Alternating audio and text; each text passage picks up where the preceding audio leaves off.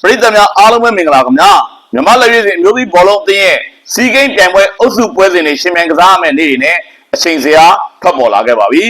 မြန်မာလက်ရွေးစင်မျိုးသမီးဘောလုံးအသင်းဟာဒီဇင်ဘာလ9ရက်နေ့ကိုရောက်ရင်အုပ်စုဖွင့်ပွဲစဉ်စတင်ရှင်မြန်မှာဖြစ်ပါတယ်ခင်ဗျာမြန်မာလက်ရွေးစင်မျိုးသမီးအသင်းဟာအုပ်စုဖွင့်ပွဲစဉ်ကိုဖိလစ်ပိုင်နဲ့ကစားမှာဖြစ်ပါတယ်ဒီဇင်ဘာလ9ရက်နေ့ညနေ3နာရီခွဲအချိန်မှာဒီပွဲကိုရှင်မြန်ကစားမှာဖြစ်ပါတယ်ခင်ဗျာမြန်မာလက်ရွေးစင်မျိုးသမီးအသင်းအတွက်ဖိလစ်ပိုင်အမျိုးသမီးအသင်းနဲ့ပွဲစဉ်ဟာ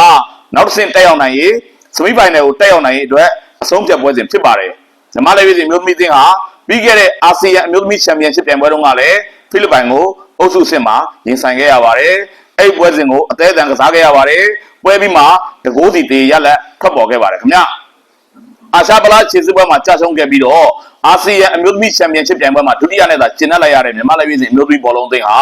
စီဂိမ်းပြိုင်ပွဲမှာရလက်ကောင်းနေရအောင်နိုင်မှုအတွက်စုဖွဲ့လက်ကျင့်ပြင်ဆင်နေပါတယ်လက်ရှိချိန်မှာဆိုရင်လည်းစီဂိမ်းပြိုင်ပွဲမှာမြန်မာလက်ရွေးစင်မျိုးသမီးဘောလုံးအသင်းကိုဂျပန်နိုင်ငံမှာစခန်းသွင်းပြီးတော့လက်ကျင့်ပေးတာတွေရှိနေပါတယ်ခင်ဗျ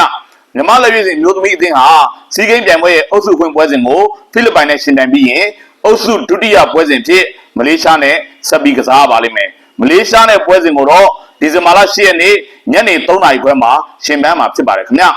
အုပ်စုနောက်ဆုံးပွဲစဉ်မှာမြန်မာလက်ရွေးစင်မျိုးသမီးဘောလုံးအသင်းရင်ဆိုင်မဲ့ပြိုင်ဘက်က BNN ဖြစ်ပါတယ်ဒီပွဲကိုတော့ဒီဇင်ဘာလ17ရက်ညနေ3နာရီခွဲမှာရှင်ပန်းမှာဖြစ်ပါတယ်ခင်ဗျ